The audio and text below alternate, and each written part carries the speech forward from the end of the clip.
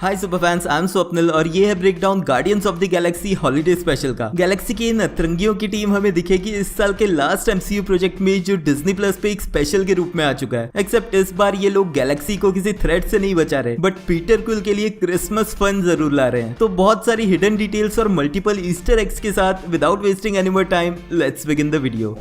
तो इस स्पेशल की कहानी शुरू होती है नोवेयर प्लेनेट पे, जहां पर हमें पता चलता है कि गार्डियंस ऑफ द गैलेक्सी की team Thor love and thunder में उससे अलविदा कहने के बाद आई थी यहीं पर, और यहाँ पर कलेक्टर से उन्होंने खरीद लिया है इस प्लेनेट को। अगर आपको याद नहीं है तो थैनोस ने 2018 की अवेंजर्स इन्फिनिटी वॉर में इस प्लेनेट को डिस्ट्रॉय कर दिया था एक इन्फिनिटी स्टोन, रियलिटी स्टोन को पाने के चक्कर में। और क्योंकि अवेंजर्स इन्फिनिटी वॉर के बाद से एमसीयू में किसी ने भी कलेक्टर के बारे में कोई रेफरेंस नहीं दिया है, तो ऐसा लग रहा था कि उसी टाइम कलेक्टर मर गया होगा। लेकिन यहाँ पर ये रिवील होता है कि कलेक्टर जिंदा था और स्टार लॉर्ड ने उससे ये प्लेनेट नोवेयर खरीद लिया है। अब यहीं पर हमें फिर से दिखते हैं बहुत सारे returning characters Guardians of the Galaxy family के, जिनमें Star Lord, Drax the Destroyer, Nebula, Mantis, Groot, Rocket, Kraglin और एक एनिमेटेड फॉर्म में यंग पीटर क्विल और योंडू भी दिखते हैं। और साथ ही एक लेटेस्ट एडिशन के रूप में यहाँ एंट्री होती है कॉस्मो द स्पेस डॉग की। Guardians of the Galaxy movies में कॉस्मो एक बैकग्राउंड प्रेजेंस में हमें दिखता रहा है, स्पेशली कलेक्टर के ट्रेजर के रूप में। लेकिन इस हॉलीडे स्पेशल में कॉस्मो को एक proper comic book accurate form दिया गया है, जहाँ उसे वॉइस भी मिली है और साथ ही उसकी ओरिजिनल पावर्स मिली है टेलीकिनेसिस की। कॉमिक्स में फर्स्ट टाइम इंट्रोड्यूस हुआ था कॉस्मो नोवा के इशू 8 में, जहाँ उसे दिखाया गया था सोवियत स्पेस प्रोग्राम के एक टेस्ट सब्जेक्ट के रूप में, जहां उसे एक स्पेसक्राफ्ट के थ्रू स्पेस में लॉन्च किया जाता है। लेकिन इसी बीच कॉस्मिक रेज की पावर्स की वजह से उसे मिल जाती है उसकी टेलीकिनेटिक पावर्स, और फिर कॉमिक्स में आगे चल के वो नोवेयर प्लेनेट पे ही पहुंचता है, जहां इवेंचुअली वो बन जाता है chief of security nowhere planet का। और कॉमिक्स में उसे गार्डियंस ऑफ द गैलेक्सी के साथ साथ नोवा के साथ भी इंटरेक्ट करते हुए दिखाया गया है। अब ये ऑलरेडी कंफर्म्ड है कि guardians of the Galaxy volume 3 में कॉस्मो भी एक बहुत इंपॉर्टेंट रोल प्ले करता दिखेगा, और मोस्ट प्रोबेबली उसे लिंक किया जा सकता है रॉकेट रकून की ओरिजिन स्टोरी के साथ, क्योंकि मोस्ट प्रोबेबली हमें यहाँ दिखाई जाएगी रॉकेट की बैक स्टोरी, जहाँ पर इंट्रोड्यूस होगा कॉमिक्स का एक और विलन हाई इवोल्यूशनरी। यहीं पर हमें फिर से देखने मिलता है ग्रूट को भी, जो थॉर लव एंड थंडर के बाद काफी ज्यादा ग्रो हो चुका है, जो अगेन काफी कंफ्यूजन क्रिएट करता है एमसीयू की टाइमलाइन के बीच। क्योंकि अगर थॉर लव एंड थंडर और ये हॉलीडे स्पेशल सिर्फ कुछ मंथ्स के गैप में हो रहा है, तो ग्रूट इतना ज्यादा चेंज नहीं होना चाहिए था। अब अंदाजन Thor love and thunder year 2024 के एंड में सेट है, और जितना चेंज ग्रूट हो चुका है उसका मतलब है कि ये मूवी अगले साल यानी कि 2025 के क्रिसमस यानी कि दिसंबर में सेट होगी। अब क्रिसमस की बात पे क्रैगलिन सभी गार्डियंस को वो स्टोरी सुनाता है, जहां पर पीटर क्विल के बचपन में योंडू ने उसके लिए क्रिसमस डे स्पॉइल कर दिया था। इसके बाद पीटर क्विल को क्रिसमस फील्स देने के लिए एक alien band Christmas songs perform करता है। ये बैंड है 1992 में फॉर्म हुआ एक एक्चुअल द ओल्ड 97 बैंड। इसी सॉन्ग की कुछ लाइंस में सेंटा क्लॉज की सुपर पावर्स भी डिस्कस होती है। ये मोस्ट प्रोबेबली एक ईस्टर एग है, क्योंकि मार्वल कॉमिक्स में सेंटा क्लॉज को एक पावरफुल म्यूटेंट के रूप में दिखाया गया है। अब मैंटिस और ड्रैक्स डिस्कस करते हैं पीटर क्विल के लिए एक परफेक्ट प्रेजेंट ढूंढने की बात, क्योंकि Peter quill Avengers infinity war में गमोरा को खो देने के बाद अब भी डिप्रेस्ड है। ऑल्दो अवेंजर्स एंड गेम में टाइम ट्रेवल से एक ऑल्टरनेट टाइमलाइन की गमोरा वापस आ चुकी है, लेकिन वो अवेंजर्स एंड गेम की इवेंट के बाद ही भाग चुकी है, और मोस्ट प्रोबेबली पीटर क्विल के साथ कोई रिलेशनशिप नहीं रखना चाहती है, जो रीजन है पीटर क्विल के डिप्रेस्ड होने का। यहीं पर मैंटिस ड्रैक्स को बताती है कि वो पीटर की हाफ सिस्टर हो सकती है, क्योंकि उन दोनों का फादर एक ही था, ईगो। लेकिन उसने ये सच्चाई अभी तक पीटर क्विल को नहीं बताई है। लेकिन फिलहाल वो पीटर क्विल के लिए बेस्ट गिफ्ट के रूप में डिसाइड करते हैं एक जीते जागते इंसान केविन बेकन को। अब ऑलरेडी हमें पास्ट मूवीज से पता है कि पीटर इस क्लासिक मूवी फुटलूज के एक्टर से बहुत इम्प्रेस्ड है, जिसका रेफरेंस वो एमसीयू में कई बार दे भी चुका है। और फाइनली स्पेशल के थ्रू हमें एमसीयू में देखने मिलता है रियल केविन बेकन को। अब मैंटिस और ड्रैक्स जाते हैं अर्थ पे अपनी न्यू स्पेसशिप में, जिसका नाम हमें आगे चल के पता लगता है द बॉवी।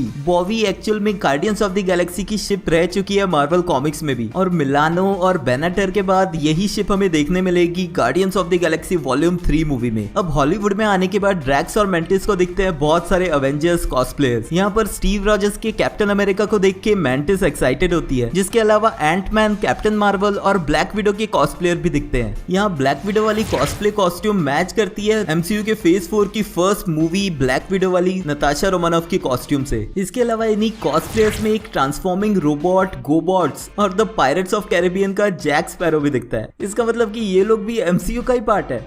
ऑल्दो इस कॉस्प्ले गोबॉट को देख के ड्रैक्स चिढ़ जाता है, जिसका रीजन काफी इंटरेस्टिंग है। यहाँ हमें पता चलता है कि ड्रैक्स के कजन को मारा है इसी तरह के एक रोबोट ने, जिस वजह से रोबोट्स को वो हेट करता है। अब पास से हमें पता है कि ड्रैक्स के लोगों को क्री के रोनन द अक्यूजर ने मारा था, और अगर रोनन की टीम में कुछ रोबोट्स थे तो वो हो सकते हैं मार्वल कॉमिक्स के सेंट्रीज। अब ऑल्दो सेंट्रीज अभी तक इंट्रोड्यूस नहीं हुए हैं, बट होपफुली एमसीयू के फ्यूचर में हमें सेंट्रीज भी देखने मिलेंगे। अब यहाँ पर कुछ लोग मैंटिस और ड्रैक्स को भी कॉस्प्लेयर्स समझते हैं और उनके साथ फोटोज खिंचवाते हैं, जिसके लिए उन्हें पैसे भी मिलते हैं। इनमें से एक ड्रैक्स को बुलाती है गॉड ऑफ वॉर। अब आपको पता ही होगा कि गॉड ऑफ वॉर एक एक्शन एडवेंचर गेम फ्रेंचाइजी है, जिसका मेन कैरेक्टर क्रेटोस काफी सिमिलर दिखता है ड्रैक्स द डिस्ट्रॉयर से, तो ये उसी चीज का रेफरेंस था। अब केविन बेकन को ढूंढते हुए ये लोग पहुंचते एक बार में, लेकिन उससे पहले बाहर स्ट्रीट पे हमें दिखता है एक मूवी का पोस्टर जिसपे लगी है किंगो की लेटेस्ट फिल्म किंगोज क्रिसमस। अब इटर्नल से हमें पता है कि किंगो एक फिल्म स्टार है 20th सेंचुरी में, और इवन दो इटर्नल्स के एंड में सेलेस्टियल अरिशेम ने किंगो को किडनैप कर लिया था, लेकिन यहाँ पर एमसीयू सभी मूवीज को एक साथ लिंक करते हुए दिखा रहा है, और ये चीज उसी का रेफरेंस है।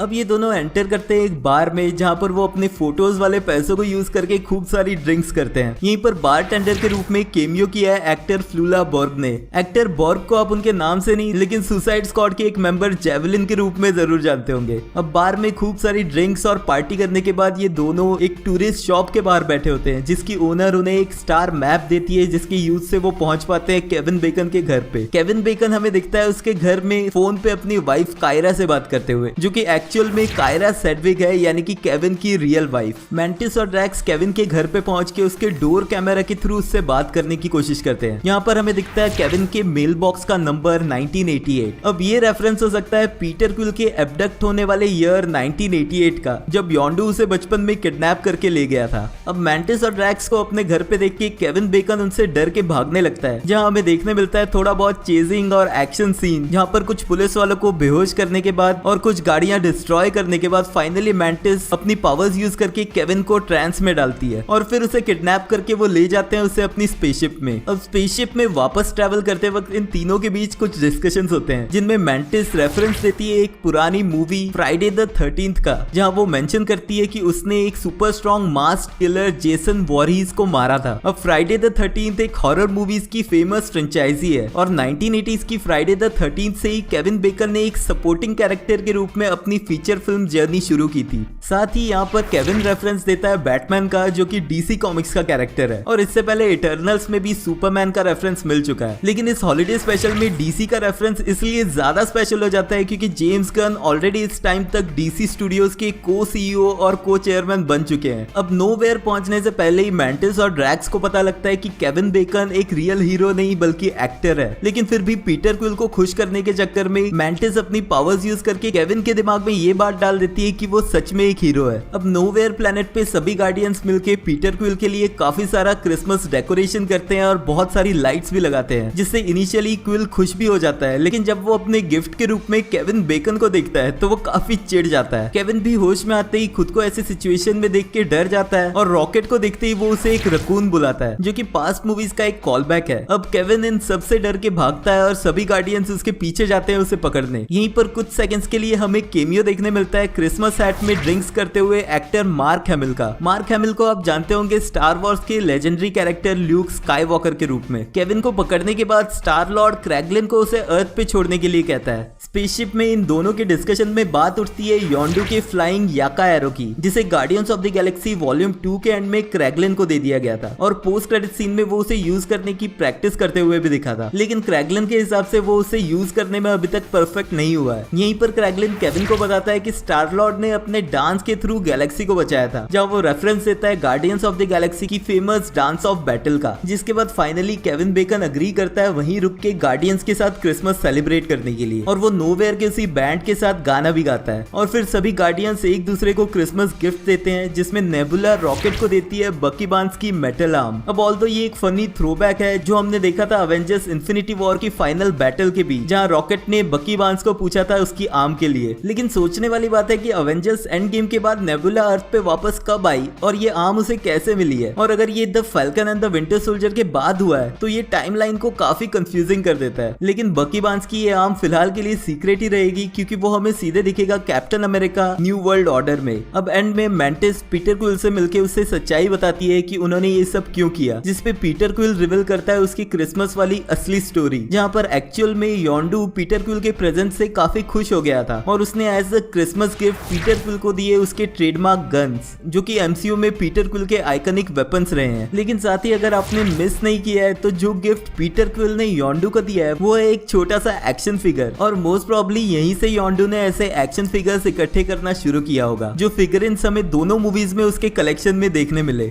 अब एंड में मैंटिस पीटर क्विल को बताती है कि वो उसके फादर ईगो के चिल्ड्रंस में से एक है, जिसका मतलब है कि उन दोनों का फादर ईगो ही है। और फाइनली मैंटिस के रूप में एमसीयू में स्टार लॉर्ड को मिल जाती है उसकी रियल फैमिली की मेंबर, और यही चीज पीटर क्विल के लिए बेस्ट क्रिसमस गिफ्ट होता है, जहां पर ये स्पेशल खत्म होता है। ऑल्दो एंड में एक पोस्ट क्रेडिट सीन जरूर है जो कि एक जोक के रूप में है, जहां पर रॉकेट और कॉस्मो मिलके ग्रूट के ऊपर क्रिसमस लाइट्स लगा रहे होते हैं। लेकिन एंड में जब ग्रूट उन लाइट्स को गिरा देता है तो रॉकेट कहता है कि हमें एक और स्पेशल करना पड़ेगा। अब हो सकता है कि मार्वल का प्लान हो गार्डियंस की इस टीम को ईयरली डिज्नी प्लस पे एक हॉलीडे स्पेशल के रूप में दिखाने का, लेकिन हम लोग फिलहाल इस बात को लेकर ज्यादा नहीं सोच सकते, क्योंकि guardians of the Galaxy volume 3 अगले साल मई में आने वाली है, और डायरेक्टर जेम्स गन ने ऑलरेडी रिवील कर दिया है कि इस मूवी में हमें बहुत सारी इमोशनल डेथ्स देखने मिलेंगी, जिसका मतलब है कि गार्डियंस की टीम के कुछ मेंबर्स तो दोबारा नहीं आने वाले, लेकिन फिर भी गार्डियंस का हॉलीडे स्पेशल अगले साल जरूर देखने मिल सकता है। अब ऑल्दो इस स्पेशल से मिसिंग रही है सबसे इंपॉर्टेंट कैरेक्टर गमोरा, और इस स्पेशल का link guardians of the Galaxy volume 3 के साथ भी नहीं हुआ है। अगर फ्यूचर के लिए कुछ इंटरेस्टिंग चीजें पता लगी है तो वो सिर्फ ये कि गार्डियंस की टीम एक साथ है और नोवेयर पे अब उनका कब्जा है। हाँ, और साथ ही गार्डियंस की न्यू स्पेसशिप और पीटर क्विल और मैंटिस का रिलेशन भी पता चला है। तो ऑल इन ऑल एक हॉलीडे स्पेशल के रूप में ये काफी फन स्पेशल रहा। आपके इस बारे में क्या थॉट्स है मुझे कमेंट्स में लिख के बताना। अगर वीडियो आपको पसंद आया तो प्लीज लाइक कर देना, क्योंकि वो एकदम फ्री है। Thank you for watching this video, मिलते हैं नेक्स्ट वीडियो में।